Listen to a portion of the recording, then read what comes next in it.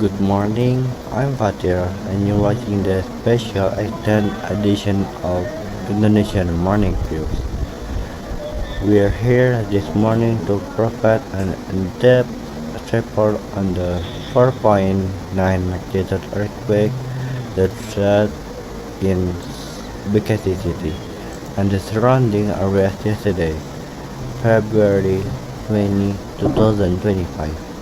The shallow quake, with its epicenter located just south of Bekasi, may seem moderate on the seismograph, but its impact has been anything but.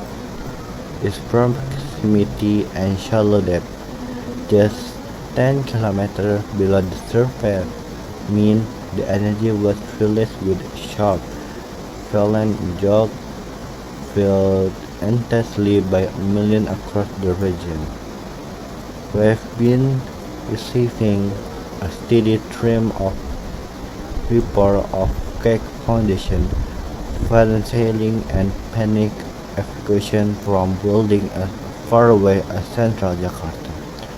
Authorities issued an urgent call for vigilance, and we are here to provide you with the most up-to-the-minute details.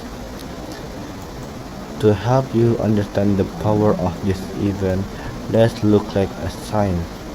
A 4.9 magnitude earthquake is on its own a significant event, but what made this tremor is so impactful was the shallow focus. Think of it like a ripple in a pond.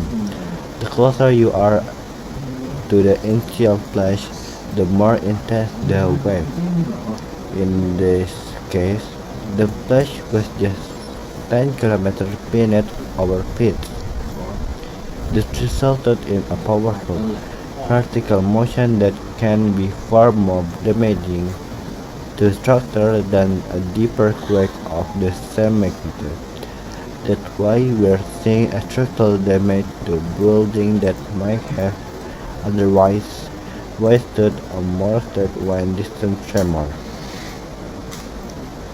For the latest on the situation, we go live now to our field reporter, Nova, who is on the ground in one of the most affected neighborhoods in Bekasi, Regency.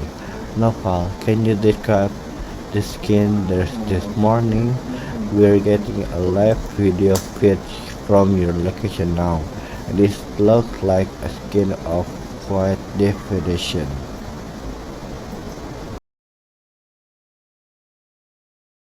Good morning, Fatir. I'm broadcasting live from the heart of Cikarang, and as you can see, the the air here is still ping with tension, even though the physical shaking has long since stopped. Residents are now fully awake, and the full extent of the damage is becoming chillingly clear under the morning light.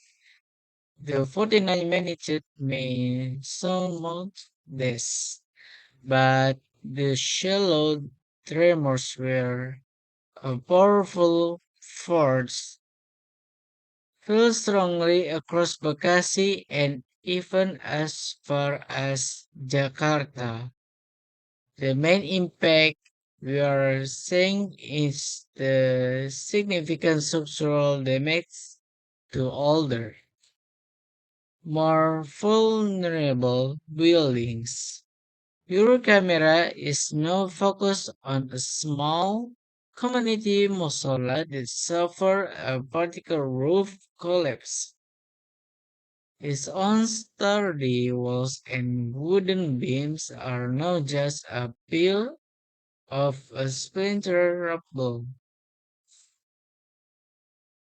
We are also seeing widespread evidence of damage in residential areas, with deep ditch fissures running through. brick walls and section of ceilings that have completely given way, raining plaster and debris down in the living rooms and kitchens. This event was so sudden and severe that it even caused the temporary suspension of high-speed train and service and disrupted commuter lines, affected tens of thousands of daily passengers and highlighting the vulnerability of critical infrastructure. The local disaster mitigation agency, or BPBD, has been working tirelessly throughout the night to access the damage and ensure public safety.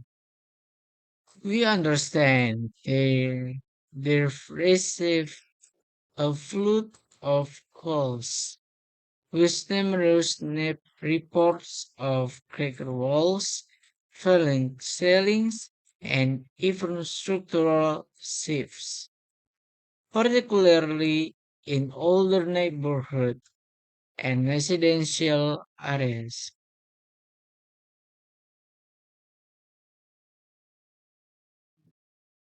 Yes, Fatir, I'm here with a local resident, Mr. Aska, who was at home with his family when the earthquake hit. Mr. Aska, thank you for speaking with us. Can you describe what you felt when the ground started shaking and what your first reaction was? Thank you, Norval. It's truly a sobering skin you have captured, and we hear you have someone there who experienced the quake firsthand. Your story will undoubtedly provide a personal dimension to this event. Please introduce us.